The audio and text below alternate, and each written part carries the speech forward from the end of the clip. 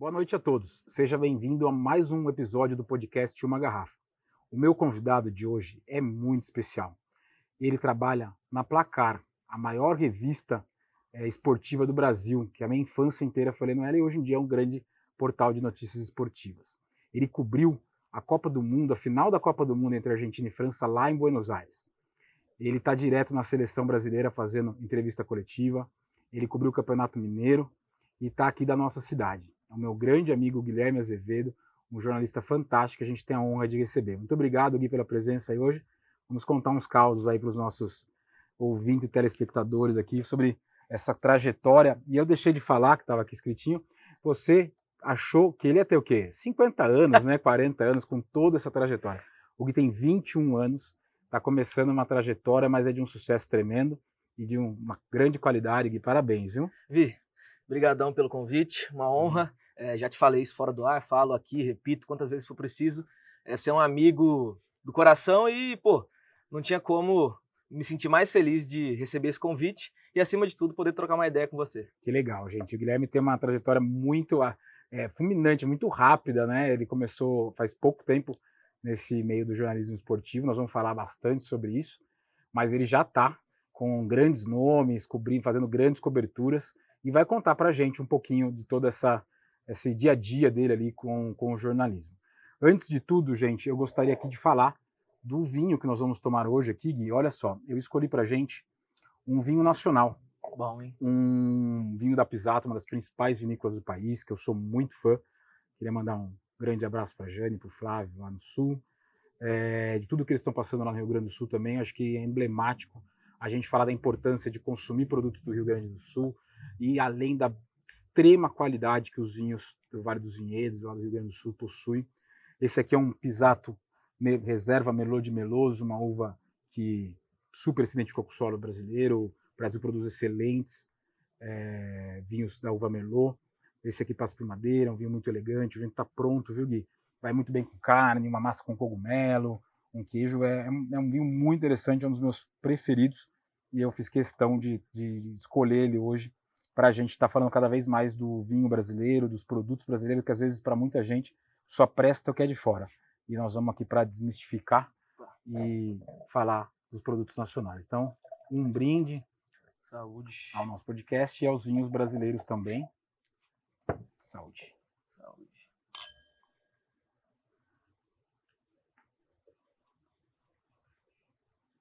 É um vinho muito agradável, está super equilibrado, um pouco de madeira presente, ele tem um toque de uma fruta vermelha, um pouquinho de baunilha ali, né? Muito bem bom. interessante, eu gosto muito do Fausto Reserva Merlot de Merlot. Gente, falando tudo isso aí, eu não poderia deixar de agradecer os nossos patrocinadores. Talvez eu tenha que dar uma coladinha aqui, que graças a Deus já aumentou o nosso número de patrocinadores. Eu queria agradecer a Fazenda Tucunduva, a Magi Fiat, a Empresas Magi, a MN Conceito, a Smart Food, Sábia Advocacia, Maria Alice Consultora de Imagem, Simplifica Marketing Digital, Mamba Produtora e Casa Vessaltão. Obrigado a todos vocês que nos ajudam a levar o podcast Uma Garrafa no ar e, quem sabe, estamos trabalhando muito para que seja um grande sucesso. Gente, além de tudo isso que eu falei, nós vamos daqui a pouco entrar para essa parte toda, principalmente do futebol, do jornalismo, que é a grande área do Guilherme, né? Quem não sabe, quem não segue o Guilherme no Instagram, vamos colocar aqui as redes sociais dele, qualquer @ Gui Azevedo 31, qualquer rede social. Gui Azevedo 31.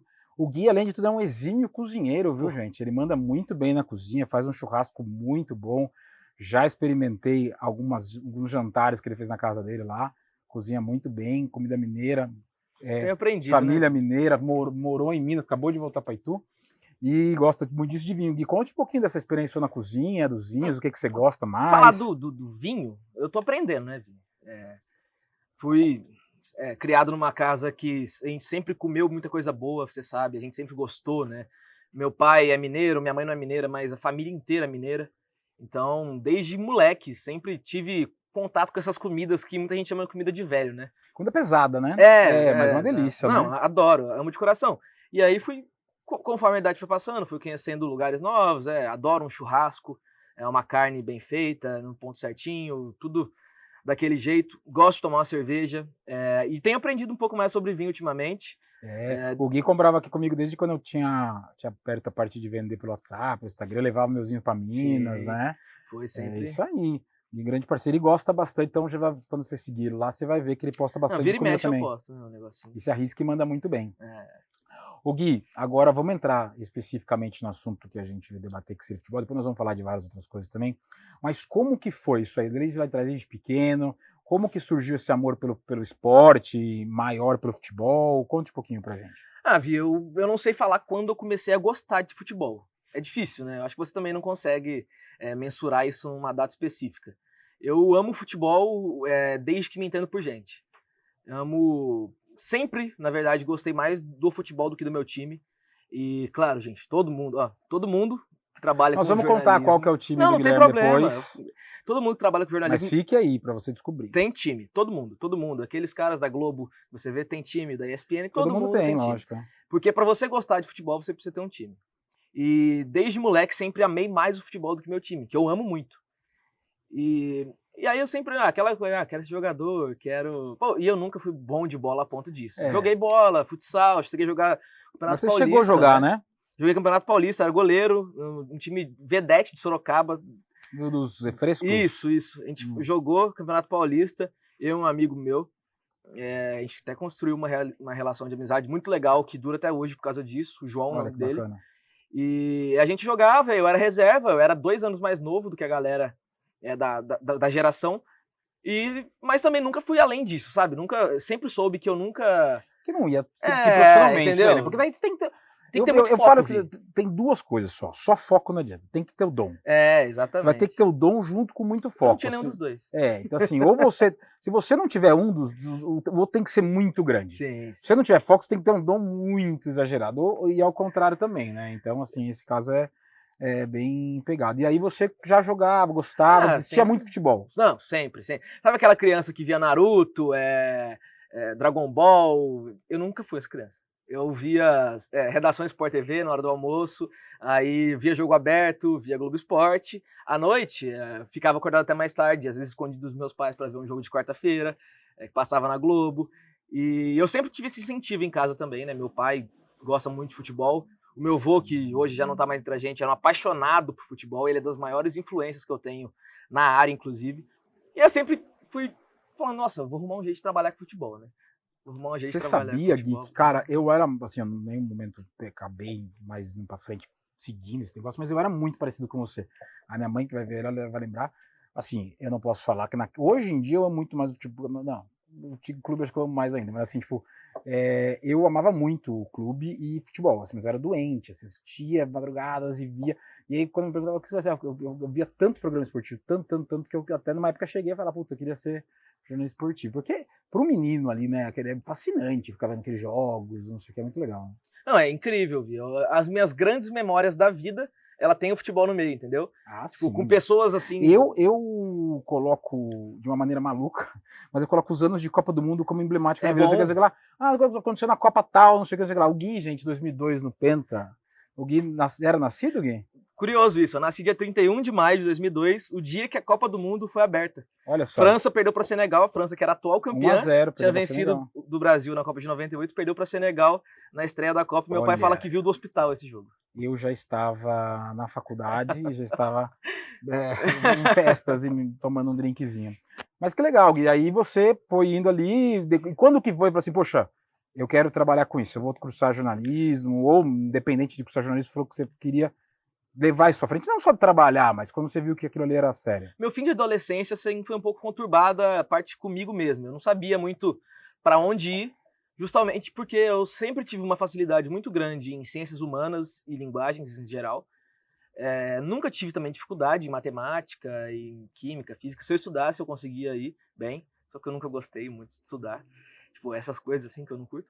Então eu não sabia, fiquei meio perdido uma época, aí no meu 3º ano, eu premiava, nossa, fazer direito, fazer economia, fazer ciências sociais, história.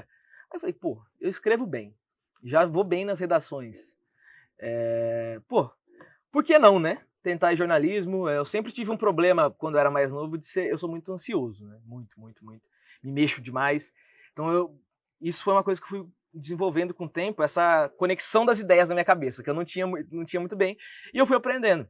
Entrei na faculdade, veio a pandemia. Não sei se... Eu entrei em março de 2020. Logo depois... A pandemia estoura em março de 20. Logo depois fechou a pandemia. E aí eu aqui em Itu, sem aula, sem nada, pô, vou começar a escrever algumas coisas assim no Twitter. Escrevia. Começou a viralizar umas coisas, ou outras, escrevia num sitezinho, Fiz alguns jogos na rádio Nova Itu, naquela série C daquele ano. Comentei, fiz reportagem, fiz essa pegada toda. E aí teve um momento da minha vida que era em maio de 2021, 3 anos já. Um cara me mandou mensagem no direct do Twitter, e esse cara é meu chefe até hoje, falando que gostou do meu Twitter, gostava... Luiz Felipe Castro, me contratou na época, e desde lá, 3 anos já na Placar, e aí que legal. A gente continua contando. Que legal, gente, assim, eu vou contar uma passagem aqui que eu tive com o Gui, que eu acho que foi quando a gente se conheceu, né, Gui? Deve ser. Acho que esse dia que eu tô lembrando. Foi nessa época que o Gui tava no colegial, eu não vou lembrar exatamente se era segundo, terceiro, primeiro e tal. E a gente conversou muito, a gente conheceu nesse dia, e sou bem mais velho que o Gui e tal, e a gente tava conversando, e ele tava falando da relação com o pai, não sei o que caminho seguir, o que escolher, qual profissão.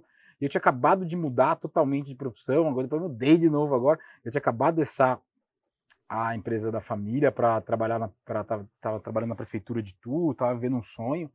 E eu falei pro Gui, eu lembro muito bem desse dia, né? Foi na casa da Débora. E aí eu falei, Gui, cara, vai atrás, velho. Vai pro jornalismo, mete o pé, mas meu pai é dentista, ele queria que fosse dentista, não sei o quê.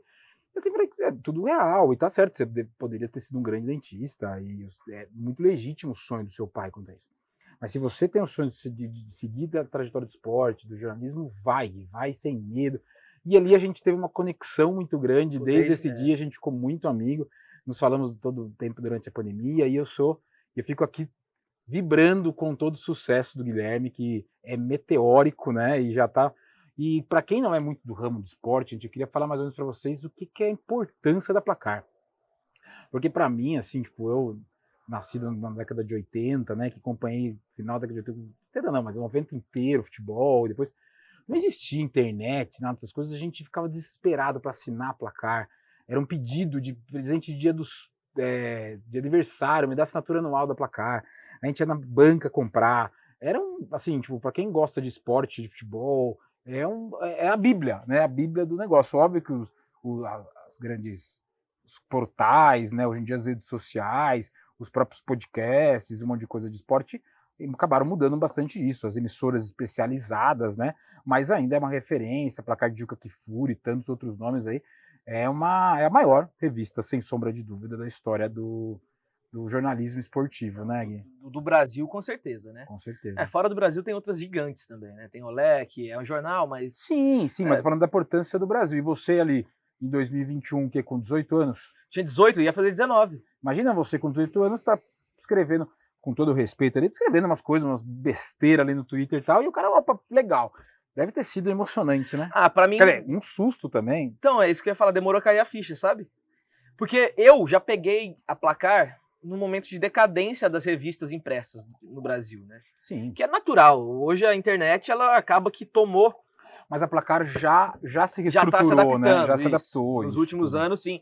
Eu entrei na Placar, a gente estava em 3 pessoas mais eu no grupo. Entende? Eram 4 pessoas e a gente estava no site da Veja na época, era da Abril, hoje é da Editora Score. Eu lembro que eu entrei em maio, Olimpíadas de Tóquio, que foi em 2021 pela pandemia. 2021. Foi quando eu comecei a trabalhar com vinho. Comecei a ficar no meio da noite, assim, ajudava meu chefe, ajudava a galera toda. Eu oferecia, eu sempre fui alguém que, quando eu gosto de uma coisa, eu sou muito proativo, eu me considero proativo quando eu gosto de uma coisa. Isso é um defeito, inclusive, mas depois a gente vai trabalhando com a vida. Mas eu sempre tive isso, e eu acho que isso que me ajudou muito, sabe? O Gui, eu ia perguntar uma coisa para você, porque assim, tipo, eu não entendo tecnicamente sobre jornalismo, porque você já é um jornalista, você faz cobertura da seleção brasileira, faz cobertura de campeonato brasileiro, um monte de coisa, mas você não se formou ainda, né? Deve ser muito difícil para quem tá tentando, assistindo a gente aqui, tipo, o Guilherme com 21 anos, né? Ele vai se formar ainda, ele faz faculdade na Universidade Federal de São João del Rei, né? Isso. TCC apresentado. Já apresentado direitinho, da minha vizinha, a querida Tiradentes, que eu sou completamente apaixonado em Minas Gerais. Então, e como é que é conciliar essa parte de estudo e assim mesmo, na verdade, toda a faculdade? Você já era um repórter da Placar, você já era um jornalista da Placar no primeiro, segundo ano de faculdade, uma loucura. Como que foi conciliar o dia a dia? Como é que foi conciliar com os professores, com os colegas de faculdade?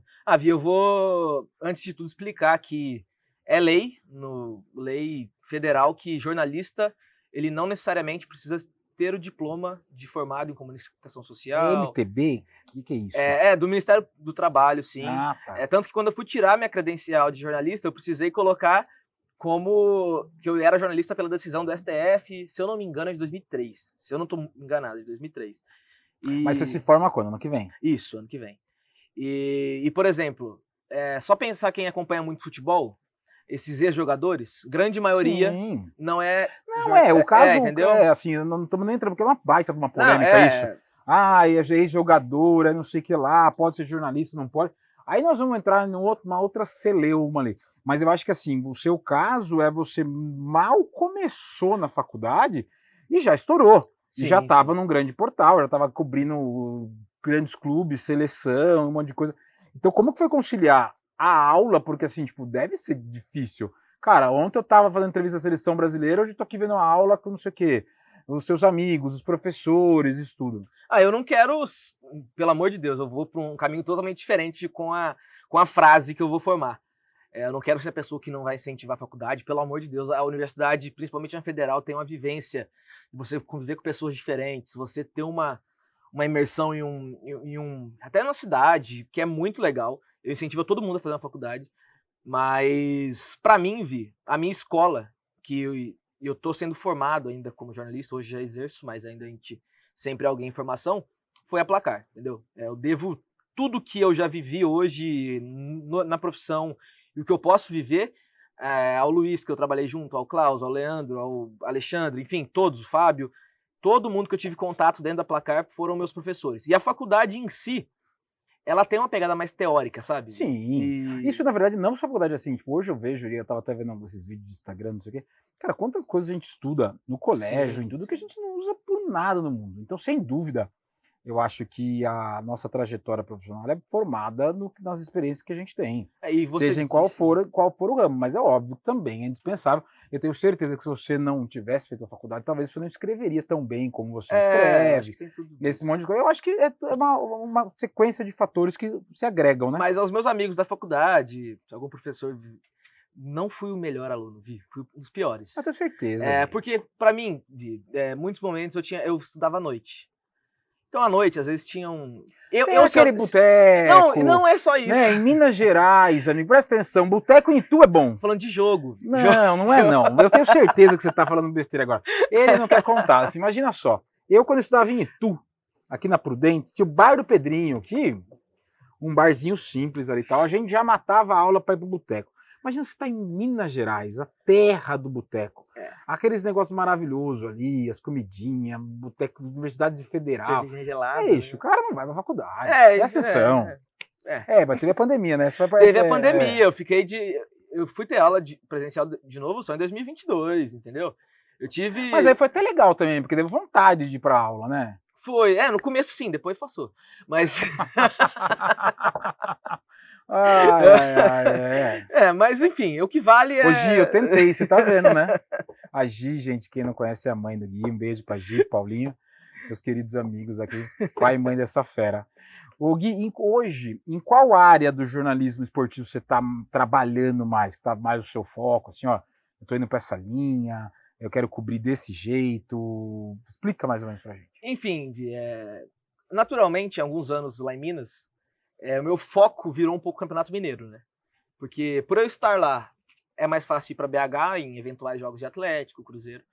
E lá em São João del Rei, tem o Atlético, que vem crescendo, e eu trabalhei na rádio da cidade, fazendo reportagem de campo. E teve um gol emblematiquíssimo, né? Uma narração fantástica de um cara lá que você comenta, não do foi? Vitor. Não, tiveram vários. Mas teve um gol especial no final lá. Eu acho que foi o do Sassá, contra a Caldense. Nada combinado, eu acompanho ele. É verdade. E aí foi emblemático. E o Atlético vem numa crescente para a cidade. Enfim, depois a gente deve falar disso, né? Você falou que tá aqui. Mas hoje, por eu estar aqui em Itu novamente, eu tenho que... Uma pegada... Focar no Galo Ituano? Não. Que fase do Galo Ituano, hein? Né? Horrível. Talvez quando for pro ar a gente queime a língua, né? Mas não vai queimar. Não vai queimar. O time olha, eu assisti pouquíssimos jogos do Ituano. Né, é vergonhoso ver o futebol do Ituano. É uma vergonha, é péssimo, horrível. Enfim, o time de São Paulo. Eu acho que não tem como fugir. E aí aproveitar também. Né, que você se identificou bastante, né, com os times mineiros ali, com o Atlético, com o Muita gente que me segue nas redes sociais hoje sente falta, inclusive. Mas aí eu já tenho até que... Mas acho que dá pra você. Na verdade, assim, é óbvio, focar no futebol paulista, que é onde você vai estar, e é a grande vitrine do futebol, mas também trazendo um pouco, né, dessa pegada do futebol mineiro. E eu acho que a pegada do futebol do interior, por ter sido uma pessoa criada em Itu, estudei em São João del Rei, e eu acho que o futebol do interior é um negócio que vive muito em mim. E até tô começando um projeto novo que talvez já esteja no ar. Já comecei com alguns vídeos no Instagram, mostrando estádios do interior.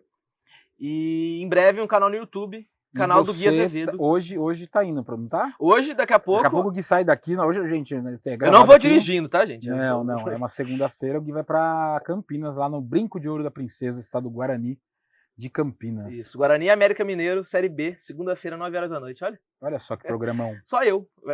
Não, mas tem coisa pior, né? Tem Série é grande, C, D, tem bastante coisa aí. Tem coisa pior. Ô Gui, você muito novo já fez coisas incríveis, né? Como a gente já citou e também vamos nos aprofundar e, tipo, eu acho que nós vamos falar bastante disso, cobrir uma final de Copa do Mundo, que ele foi na raça, foi na loucura ali, tá, da Argentina, desde 86 que não ganhava um título, fazer, eu acho, por mais que remotamente, né, que era fazer entrevista com o Tite na seleção, o título brasileiro do Palmeiras, Atlético, um monte de coisa. Como que assim, tipo, para e fala, tenho 21 anos, tenho uma carreira inteira pela frente, não deixa isso subir a cabeça, sendo muito sincero, porque você é meu amigo. Assim, eu acho que tem que fazer um exercício diário ali muito grande e pôr o pé no chão, porque é grandes feitos em muito pouco tempo, mas tem uma história muito grande para acontecer, e se isso aí der alguma escapada, pode, infelizmente, dar errado. Então, como que você pensa tudo isso? Dos grandes momentos da minha vida, a maioria foi com o jornalismo. Enfim, essa viagem para a Argentina, título do Campeonato Brasileiro de 2021 do Atlético Mineiro, depois de 50 anos. Eu estava em Belo Horizonte, vi a festa. Isso foi uma loucura para mim até, porque era pandemia, então tudo que eu tinha feito era remoto ainda, né? Tinha feito algumas entrevistas, mas tudo remoto. E mentira, 2021 em setembro, primeiro jogo meu em loco para quem não sabe é do estádio, Brasil e Argentina. Eliminatórias para a Copa do Mundo de 2022, Neoquímica Arena, em São Paulo, eu e meu chefe. Foi aquela que deu o BO, que todo mundo saiu Exatamente. Lá. Começa o jogo, entra um cara da Anvisa em campo. Eu cru. Fiquei perdido, Vi. Fiquei perdido. Meu chefe me guiava e eu fui fazendo tudo, e no final deu uma cobertura muito legal e marcante, né? Sim, o primeiro jogo, loucura, Brasil e Argentina, que não teve jogo, é gigante, né? Enfim, aí teve isso 2021, Atlético campeão, depois de 50 anos, eu lá em BH. Do nada eu me vejo em cima de um trio elétrico da imprensa. Você tava lá? Tem o trio da imprensa? Sim, teve no dia, eu conversei com o cara, entrei, tava, sei lá... E o arco rola bonito pra imprensa? Pra gente também, não, pra gente só nada. Só pros jogadores? Só pros jogadores. Podia rolar um gorozinho pros Podia, repórter, né? Nessa situação, acho que podia, né? Título já, nessa né? situação, acho que podia. Não, no começo da cobertura, mas depois passou umas 3 horas já. Sim, aí qualquer coisa tanto que vale, eu cheguei 6 horas da manhã na casa do meu primo, Lucas, ele falou, você não bebeu nada? Eu falei, não. Só trabalhei. Ele falou, não tô acreditando. Eu falei, juro por Deus, juro por Deus. Ô Gui, mas assim, vamos lá, voltar aqui. Como que faz pra isso não subir a cabeça? Porque é muito feito, coisas que pessoas que estão na carreira de jornalista, eu chego a dizer, me arriscando aí, não sei estatística de jornalismo, mas talvez 80%, 90% dos jornalistas esportivos não vão fazer na carreira inteira o que você já fez com 21 anos de idade. Então, assim, como que você para e fala assim, não, legal, fiz isso, mas eu preciso ter muito pé no chão porque eu quero objetivos maiores para não se perder. E é muito fácil, cara, se quiser perder a mão é muito fácil. Eu, graças a Deus, tenho uma família muito boa, amigos muito bons também, que já tomei toque de amigo, porque, principalmente na época da faculdade, Eu lembro de um que fez isso com você.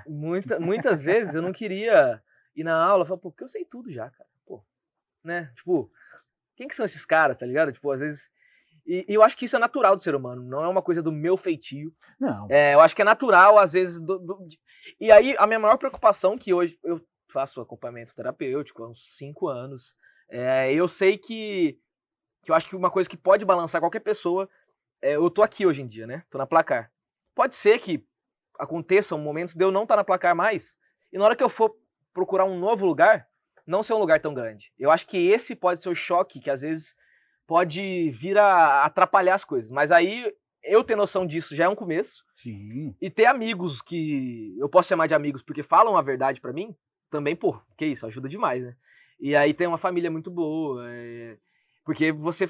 Perfeito, Vi. É muito fácil você perder a mão, cara. Com certeza. É muito fácil você achar que você fala, já cara, é uma imagina, celebridade. eu já fiz isso, eu tô lá, converso com o Tite, eu ligo pro fulano e tal, não sei o que, blá, blá.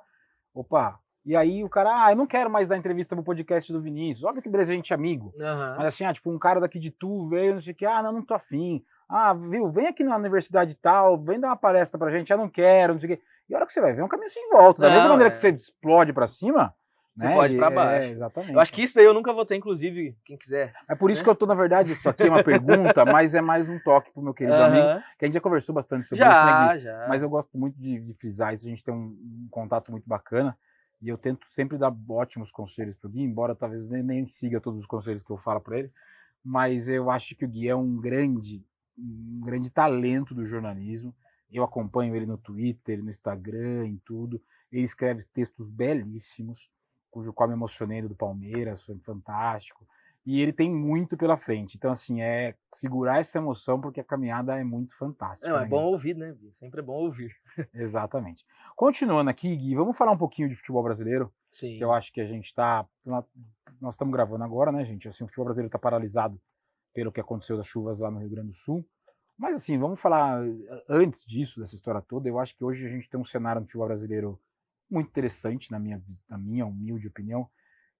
Talvez não é todo mundo que me conhece nesse eu também sou um grande apaixonado por futebol, acompanho bastante, menos do que eu gosto, menos do que eu acompanhava, que eu não tenho mais tempo, que hoje é o trabalho, tantos trabalhos, agora pai de gêmeos, não está fácil essa pegada toda, mas eu adoro assistir programa esportivo, e eu acho que o futebol brasileiro cresce muito há um bom tempo já, e alguns times se organizaram melhor, outros piores. Eu acho que o Brasil começa a ter uma discrepância ali, né, que não é uma espanholização que se falava, eu acho que isso é muito exagerado, mas eu acho que o futebol brasileiro melhora demais, as contratações são mais assertivas, começa a voltar jogadores muito bons para o Brasil, mas eu acho que tem times que aproveitam isso de forma melhor, de forma pior. Como que você está vendo hoje o cenário do futebol brasileiro? Eu gosto de falar que hoje o futebol brasileiro tem duas potências, umas 4 ou 5 forças que estão para se tornar uma potência. E aí tem aqueles times modelo, né, que também nunca vão brigar por nada muito grande, e tem aqueles times que estão desorganizados. As duas potências, Flamengo e Palmeiras, eu acho que é inegável isso. Duas potências que souberam trabalhar um momento de crise e reconstruir isso, fidelizar uma torcida muito legal, que o Palmeiras hoje tem a questão dos sócios torcedores, que é incrível. O Flamengo nem precisa tanto disso, porque essa é uma, né? Mas aí eu vou colocar o dedo na ferida do negócio aí. Eu sou palmeirense, todo mundo sabe, sou apaixonado, venho até de verde de propósito hoje. E não é por causa disso, tá? Que eu vou falar do Flamengo. Mas assim, eu acho que, e eu concordo com você, depois nós vamos entrar nos outros times que você vai falar. Mas eu acho que sim, o Palmeiras é um trabalho sólido. O Palmeiras fez um trabalho de planejamento que começou em 2014, foi continuando, mudou diretoria, mudou presidente, mudou linha de raciocínio, no começo Matos contratando que nem maluco, depois hoje é diferente, a base, não sei o que, não sei o que. Mas você vê um planejamento ali. Na minha opinião, o Flamengo, óbvio, é a potência e por contratação e por dinheiro mais que o Palmeiras. Agora, para mim, ali é muita grana e dá certo, errado, é um negócio assim, tipo, muito maluco. Eu não vejo o Flamengo com planejamento, de verdade. Se eu vejo o Flamengo, as contratações que o Flamengo faz, se um Palmeiras faz uma contratação, é a contratação do ano. Eles fazem contratação todo mês, isso aí. Só que assim, a maioria nem certo dá. Agora é muito dinheiro, muita torcida, muito tudo. Mas assim, de verdade, e não é desmerecendo, pelo contrário, até porque os títulos estão aí, os dois que brigam todo ano. Mas eu não enxergo que o Flamengo se preparou para isso. O Flamengo, na minha opinião, ele vai na base de muita grana, e isso não vai mudar mais. Isso não muda mais. Mas eu não vejo planejamento no Flamengo. Tudo ali é crise, tudo ali é briga, tudo é confusão. No âmbito esportivo, eu concordo plenamente com você, Vi. Mas a gente tem que lembrar que o Flamengo, 10 anos atrás, ele saiu de uma gestão... O Bandeira de Melo fez um trabalho maravilhoso. Sim, eu acho que é isso que eu quis dizer de sair de uma crise financeira gravíssima. Mas o Flamengo hoje você não sabe pro Flamengo onde ele vai. Tipo, uma bomba. Qual que é o técnico? Ele muda de perfil de técnico assim de 880. Né? E parece que tudo ali é mais, né, do que poderia ser. Mas é porque não está gerenciável. Sim, isso aí, né? sim. Então aí já falamos rapidinho de Flamengo, de Palmeiras, que eu falei, né? Na verdade. Fale você, por favor, do maior técnico da história do futebol brasileiro que está aqui na atualidade e de toda a história, Abel Ferreira. Por favor, Guilherme. Não, Abel é o maior técnico que eu vi no futebol brasileiro, sem dúvida alguma. Ele chegou desconfiado, né? Nem sabia quem era. O cara dirigiu o PAOK. Mas o cara ele soube implementar uma filosofia e fazer com que os jogadores acreditem nele de uma maneira que é impressionante. Eu falo bastante isso com os meus amigos, palmeirenses ou não palmeirenses, que é isso, cara. Se o Abel falar, nós vamos hoje entrar com 19 zagueiros, 100 atacantes, que a galera vai comprar e acabou. O craque do time vai ficar no banco, tá tudo certo. O presidente vai falar, não, é assim, acabou. Assim, é ali uma filosofia muito enraizada. Sim. E a galera compra essa ideia e acredita que vai fazer, porque deu. Sim. Quando esse cara fala, vai fazer assim, vai, eu tenho um plano. Vai jogar em Montevidéu contra um time que era muito melhor e tal, e o plano do cara dá certo, né?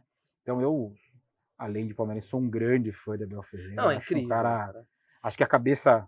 Sabe o que eu acho mais frio, coração mais quente legal, ali, dá muito certo. No caso dele, eu acho que um ano de bom trabalho, muita gente é capaz de fazer. Tem treinadores incríveis. Mas você conseguir manter o vestiário unido, você conseguir gerenciar a crise interna, discussão interna durante 3 anos. E manter o time ganhando. Manter o foco do time em ganhar. Ganhando. O Palmeiras ganhando sempre. Sim, assim, e vai todo ganhar ano mais título. coisa esse ano. Já ganhou o Paulista, mas vai ganhar mais um título. Esse cara tem que ser estudado. Então, cara incrível. Acho que... E aquela coisa, não dá pra imaginar que o Palmeiras vai contratar um outro cara que vai acontecer igual. Não a gente vai. Conversa lá, a gente tem os grupos de WhatsApp, do Palmeiras e tal, e eu falo muito disso. Eu falo, cara, vamos desfrutar esse momento. Aproveitar tudo que ele tá nos proporcionando, porque assim, vai ser uma lacuna, vai ser, tipo, aquele negócio que não dá liga. Depois, quem vai vir depois de um cara desse? Guardado as devidas proporções, Abel Ferreira e Palmeiras é uma relação parecida com que Sir Alex Ferguson e Manchester United tiveram durante 2 décadas, quase. Claro que o Abel tá numa realidade de Brasil. De Brasil, diferente, mas assim, por exemplo, no Brasil, é raríssimo alguém ficar 3 anos. Ganhando 3 anos. Pô, dá pra contar nas mãos, né, nos últimos anos. Então, Gui, já falamos das 2 potências ali que você falou, e eu queria agora que você falasse do seu clube de coração, que é o São Paulo Futebol Clube, né, Gui? Sim. Conte aí como surgiu lá atrás, porque o seu pai não é São Paulino, né? Não é São Paulino. Como que surgiu esse amor ao São Paulo e como você enxerga a situação de São Paulo hoje? Melhorou, né? Não, melhorou porque ele era feio, coitado. Gui não via nada do São Paulo ser campeão, ficava bravo. A minha primeira reação com o futebol, lembrança assim, de time, eu não torcia pro São Paulo. Porque meu pai é de Alfenas, meu pai torce pro Atlético Mineiro. Meu avô Vicente... E pro Vasco. Meu avô Vicente, pai do meu pai, é vascaíno. Ah, tá. Por isso que seu pai torce pros dois, então. Meu pai gosta bastante, igual eu gosto do Galo, bastante, né? E aí as minhas primeiras camisas, Galo e Vasco. Minhas primeiras lembranças, assim, ver um joguinho do Vasco, do Galo, na televisão. O que virou minha chave foi um ex-marido de uma prima minha. Sempre tem uma pessoa nada a ver. Vou contar a minha daqui a pouco. Sempre tem alguém que vai pra ferrar o pai, né? Exatamente. Por isso que meu filho vai ficar só vendo coisa de São Paulo todos os dias. Enfim, aí eu peguei... Aí beleza. São Paulo. Aí eu peguei, né, Vi? Sou nascido em 2002. E uma criança pegou São Paulo. Eu com 3 anos. São Paulo campeão mundial. Libertadores eu não lembro. Peguei mundial. Depois foi tri-brasileiro. Tri-brasileiro. Aí pronto. Mas ainda você... mas assim, na verdade você viu, mas você era muito criança. Sim. Né? Mas aí depois, eu acho que depois... Aí depois começou uma draga desgraçada. Depois dos seus 6 anos de idade, você não muda mais. Não muda. Que aí eu já tinha 6. Quem mudar tem desvio de caráter. E aí aí foi isso. E passei uma fase de muita sofrência, viu? E nos últimos anos, São Paulo vem sim se reestruturando. E hoje eu acho que eu coloco ele entre as 4 outras forças pela ser um time que tem hoje a 4ª maior torcida do Brasil. Saiu uma pesquisa recente que a do Palmeiras passou de São Paulo. por ser um time que tem muita história, Sim. tem ativos grandíssimos para se precisar vender, tem um estádio, tem 2 CTs, né? Sim. E aí, junto com o São Paulo, coloca o Atlético Mineiro, Isso que eu ia que perguntar. vem com uma força muito... Eu coloco acima do São Paulo, né? Não, sim, eu não... eu entendi que você colocou coloquei nos numa 4 todo prateleiras, geral, assim. Atlético Mineiro, eu acho que é um time que vem conquistando um espaço muito interessante. E aí eu vou colocar uma aqui que eu acho que pouca gente vai concordar. Na verdade, vão concordar, mas não vou ter pensado. Atlético Paranaense. Que é um time que não tem dívida, é um time que vem lucrando. O Atlético falta ainda um pouco de tempo para se consolidar, porque assim, faz tanto tempo que ele briga lá em cima, que aí uma hora que dá uma beliscada de verdade, que já ganhou a Copa do Brasil, já ganhou a Sul-Americana, tal, não sei o quê, mas eu acho que é esse o último. Essa quarta vaga eu acho que um tempo atrás era do Corinthians, mas eu acho que as últimas... A ebulição política que o Corinthians viveu nos últimos 3, 4 anos tirou o Corinthians dali. E aí eu vejo que o Botafogo, por ser um time que tá vindo de uma... Eu acho que a única SAF que deu certo até agora no Brasil é a do Botafogo, mesmo que não tenha ganhado nada. Olha, Gui, eu juro por Deus que eu quero tentar concordar com você. Você não concorda? O Botafogo tem investimento. Ele tem investimento, contratou o rapaz, o Luiz Henrique, não é isso? O Luiz Henrique, eu acho que é um time que tem essa... Ah, mas depois da pipocada do ano passado, isso velho, sim, para. Aquilo ali arrebentou o clube.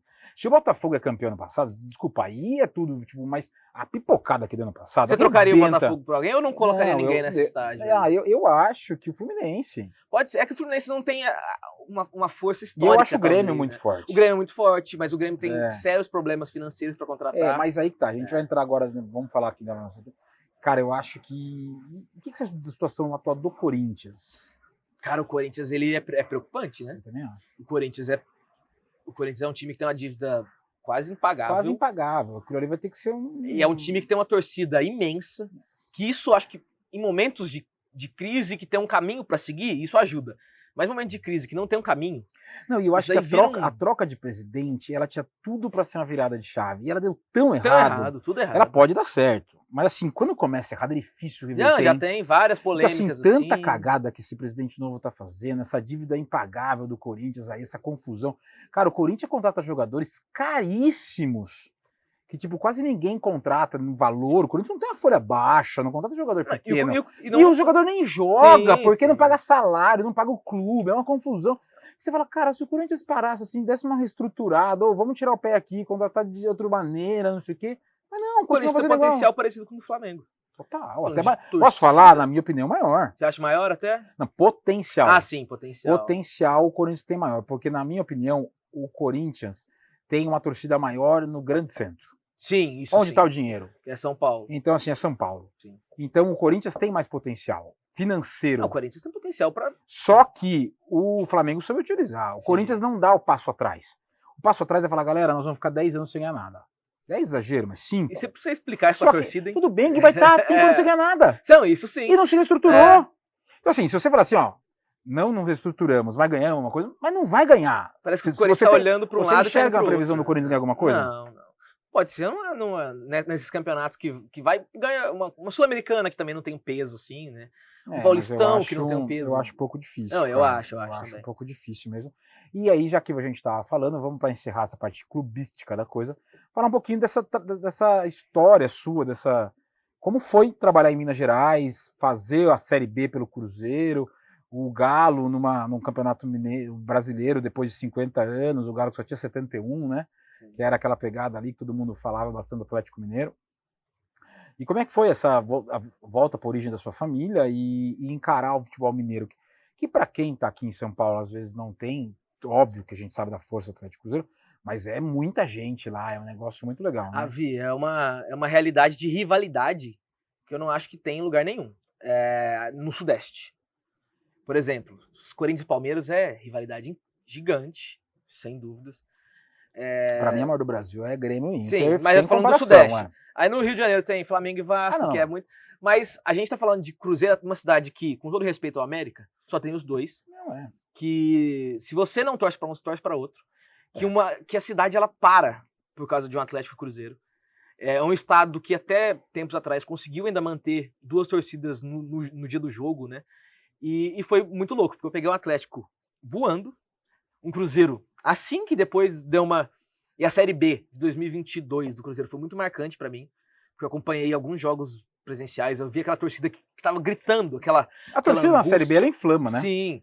E eu vi um a Atlético, paixão vem maior. E eu pude ver um Atlético de São João del Rei saindo de um time que não tinha um campeonato, um time profissional desde 1970 e que voltou em 2018 e hoje está na Série C e é um dos grandes candidatos a subir para a Série B.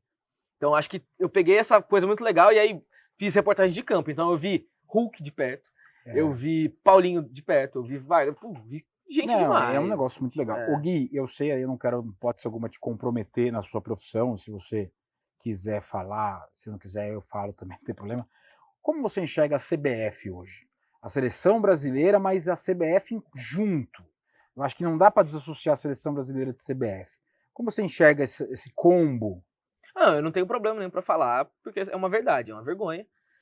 A seleção brasileira é um time que a gente pode dizer, a seleção brasileira é um time que vem perdendo a identidade a cada ano que passa, e isso passa por diversos problemas que vão de uma globalização do futebol, que hoje faz o futebol europeu ser muito mais forte financeiramente, e também chega em presidentes afastados, presidentes que não podem sair do Brasil porque senão serão presos, escândalos de corrupção, escândalos de presidentes afastados por abuso sexual, uma seleção que ficou 2 anos sem um técnico depois da Copa do Mundo.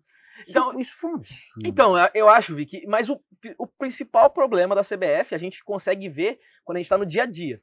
Que a gente vai querer ver uma tabela detalhada do Brasileirão, uma semana antes de começar não tinha. A gente vai ver um Rio Grande do Sul que estava pedindo ajuda e a CBF queria marcar uma reunião para o dia 27 de maio. Sabe? Eu assim, tipo, eu acho que o brasileiro, isso é total, na minha opinião, totalmente culpa da CBF. Ele perdeu 100% o amor pela seleção brasileira. Você, assim... Você gosta, mas assim, eu tô te falando da minha geração e das pessoas que eu converso. Por exemplo, eu vi o Tetra, eu vi o Penta, eu vi... Na verdade, não vi só os títulos, eu vi como era. Então, vamos falar de uma derrota, 98. Mesmo 2006, mesmo 2010, que fosse ainda a caso do Dunga lá, tal. Ali, cara, existia ainda, tipo, não é só se reunir pro churrasco, era fazer decoração de casa, estudar, pensar, falar, pô, é a Copa do Mundo. Hoje a pessoa tá mais preocupada com o feriado, com a bebedeira do que com a festa. Jogo da seleção que não é a Copa do Mundo, ninguém nem sabe que existe. Sim. Assim, tipo, hoje é mais fácil você saber que o Ituano tá jogando pela Série B, nós somos daqui de Itu. Mas vamos falar de exemplo de qualquer time de Série B, da sua cidade. Ou, tá jogando hoje dois times menores da Série A ali. Eu vou saber um jogo da Série A e por diversas vezes eu não sei qual é o jogo da seleção. A gente não sabe quem são os convocados. Sim. A gente não tem identidade nenhuma com esse negócio. A seleção brasileira atrapalha os clubes do país com um calendário pavoroso. Então o palmeirense e o flamenguista odeiam a seleção porque... O São Paulino, o atleticano, porque você convoca o jogador e arranca ele de um jogo importante. Então assim, cara, ou tem uma grande mobilização e todo mundo vê negócio diferente, falou, como nós vamos fazer com o futebol brasileiro? Porque, cara, a seleção brasileira e a CBF, eu nem entrei no caso da CBF, tô falando do futebol brasileiro como um todo. A CBF em escândalo de corrupção, uma coisa pavorosa, esse esquema das federações votarem, isso aí nunca vai mudar o futebol brasileiro. Então, assim, eu tenho tristeza pelo futebol brasileiro e eu acho que aquela patifaria de ter anunciado e não ter anunciado o Carlo Ancelotti, que eu acho que por algum momento alguém ainda falou, pô, calma aí, acho que a seleção brasileira pode ir quando esse cara vier e tal. E eu fiquei feliz. Também. Acho que todo mundo ficou. E aquilo ali, cara, ser humilhado mundialmente, embora o Real Madrid hoje é muito maior que a seleção brasileira, não tem como você discutir isso. Mas, cara, eu acho que a gente chegou no fundo do poço muito pesado e eu não tenho previsão do futebol da seleção brasileira e da CBF sair disso. E eu acho que um outro ponto, eu nem quero entrar nessa seara, pelo amor de Deus, mas a seleção brasileira ela passou por um momento da sua identidade como camisa, ela foi muito politizada por ambos os lados, falando de política partidária. Isso atrapalhou muito também. Muita gente eu conheço dos dois lados que usam a camisa. Eu não vou discordar, eu acho que sim, foi politizado isso, mas eu acho que isso é um dos menores problemas. Não, sim, eu acho que é só uma outra vírgula. É uma adendo, mas eu acho que é um dos menores problemas. Eu acho que, na verdade, a seleção foi perdendo, se afastando com jogadores como Neymar, com uma galera nada a ver, assim, tipo, uma galera que não está comprometida. O fracasso do Neymar tem muito... O Neymar, ele não tá nem aí. Sim. Né? É uma coisa impressionante. Então, assim, eu acho que o brasileiro não se identifica com a seleção. Não se identifica. Pelo contrário, contrário. Eu acho que tem muito brasileiro que assim, Torce torce contra. contra Então, a seleção brasileira. Eu acho que o título da Argentina mostra muito isso. E eu ia entrar nesse ponto agora para falar da sua cobertura da final da Copa na Argentina, porque eu queria entender isso. Antes da gente falar da Argentina, desse título fantástico que eles ganharam, que se fosse há 10 anos atrás, acho que eu ficaria puto. E acho que todo mundo, assim, ficou ok, mas não é isso, não. Por exemplo, mas a rivalidade do Brasil e não sei o quê, e clubística. A Argentina sabe lidar com isso. O cara é apaixonado pelo Boca Juniors e pelo River Plate, a maior rivalidade do mundo. Junto com a Turquia, Sim. com não sei o quê. Mas, cara, eu fui ver Brasil e Argentina em 2009, na eliminatória da Copa 2010. Os caras são tarados pela Argentina. Não, eles gostam muito mais. Muito mais. Eles esquecem Boca Juniors, eles esquecem River Plate, E digo eles mais, esquecem o cacete. Eles amam. Aqui, a gente não esquece Palmeiras, Corinthians, São Paulo, Flamengo, não sei o que lá, e dane-se. Assim, pergunta pra qualquer brasileiro. Você prefere ser campeão do seu time campeão da Libertadores ou seu time campeão do mundo? Esquece. E digo mais, eu acho que o pentacampeonato brasileiro, a gente ser o maior campeão mundial, moldou uma ideia de que a gente é o país do futebol. E sim, a gente gosta muito de futebol. Aqui as pessoas nascem jogando bola, mas eu acho que eles vivem mais o futebol do que a gente. Sim, são apaixonados. E isso eu vi nas ruas de Buenos Aires, isso eu vi nos jogos da Argentina, isso eu vi em tudo, Vi. E como que foi, Gui? A ideia de você falar assim, a Argentina tá indo pra final. A Argentina que desacreditada, perde para a Arábia Saudita na primeira rodada? Primeira rodada. E aí todo mundo começou a dar risada, tal. E como é que foi assim? Falaram, tipo, poxa, a Argentina tá indo bem, todo mundo viu e tal. E como falou, vou pra Argentina. Foi loucura. Sem apoio de ninguém, foi loucura, tal. Foi loucura. Ainda produzir conteúdos, né, pra placar, mas foi na loucura. Foi naquela junção que eu torço pra seleção brasileira, de tristeza do Brasil perder aquele jogo da forma que foi. Ele foi patético. E logo, nossa, que raiva. E logo depois a Argentina ganhar da Holanda num jogo memorável também. Juntou isso tudo. E aí fui. E não me arrependo de nada, Vi. Não me arrependo de nada. Eu acho que... E você disse, eu gosto de comer, gosto de beber bem. Pô, lá é incrível. Fui numa época que, não sei como tá agora, de vantagem financeira, tava muito bom, porque eu acho que eles não tinham adequado ainda os preços dos restaurantes para a inflação, e a gente tava com entendeu?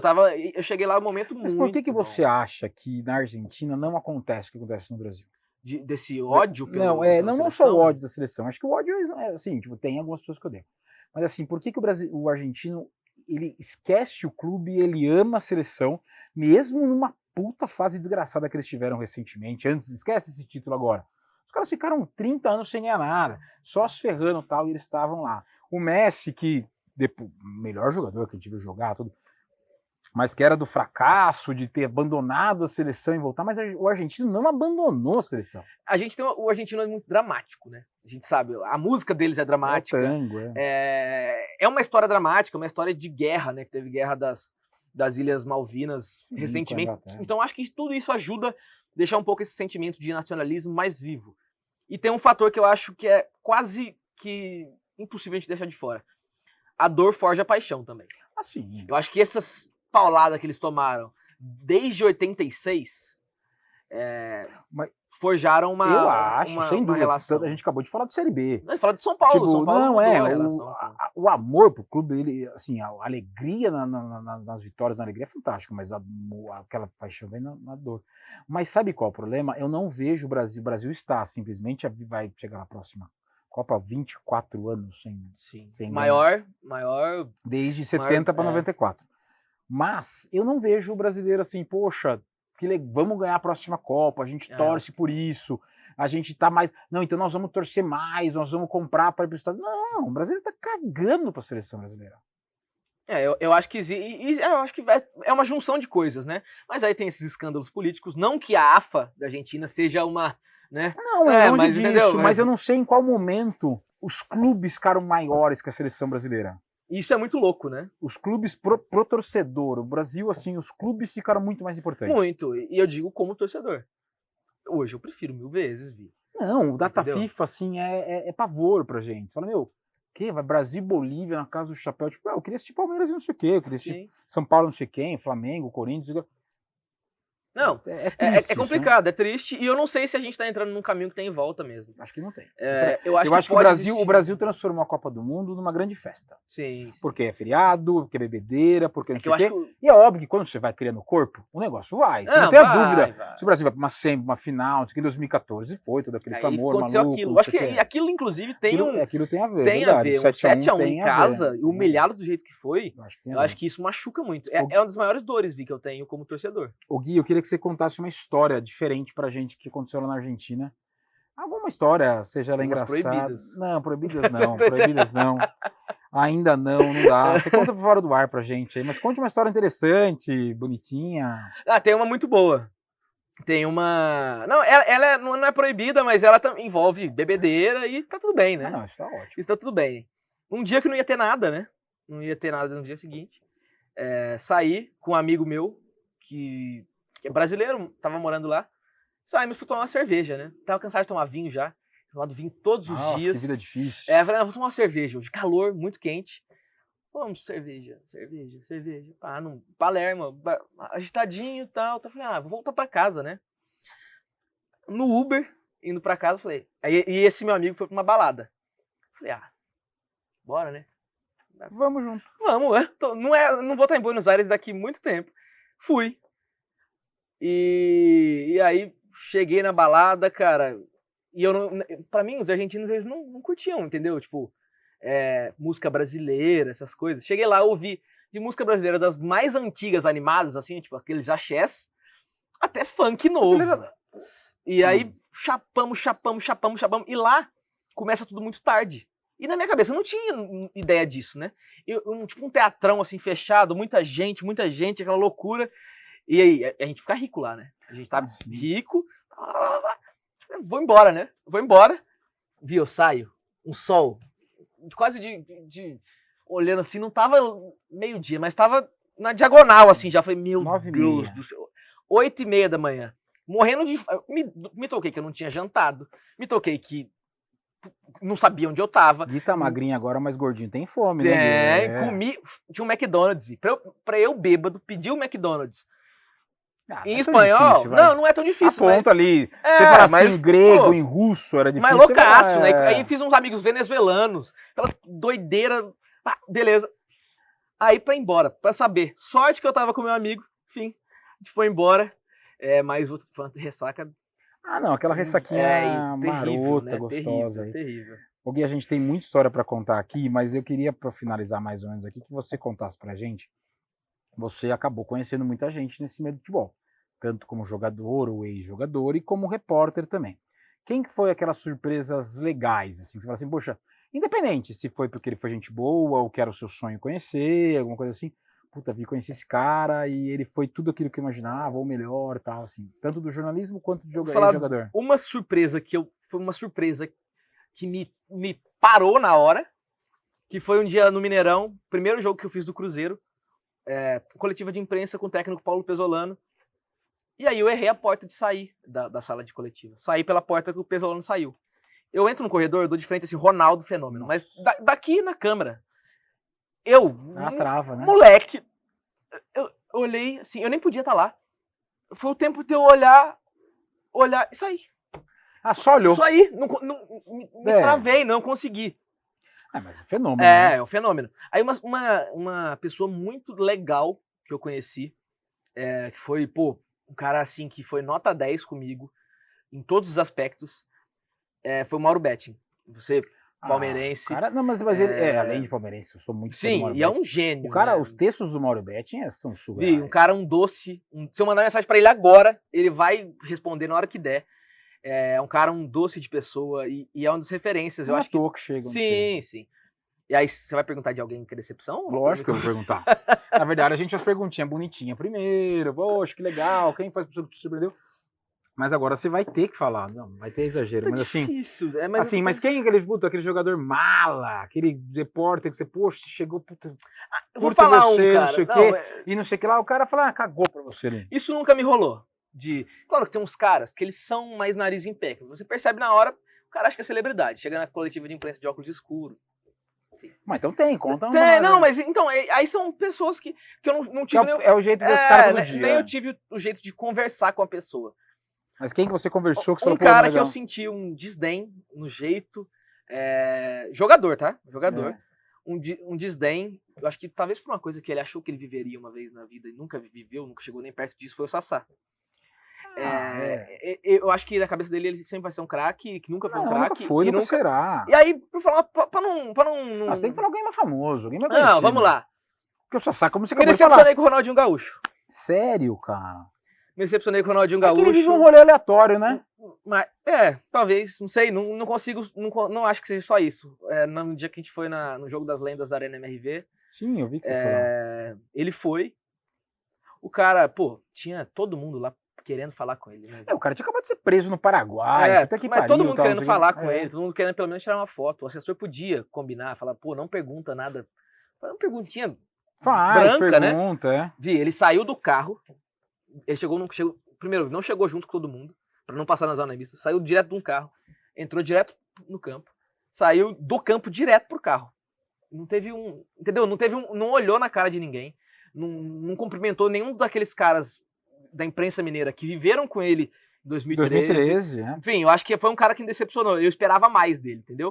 Mas assim, sim, eu compreendo totalmente sua decepção, mas não houve então nada assim, tipo, aquele cara, cheguei pra trocar uma ideia. Isso nunca me rolou. De verdade, nunca tive alguém que eu cheguei pra conversar e a pessoa me ignorou, isso nunca. Votei, eu acho.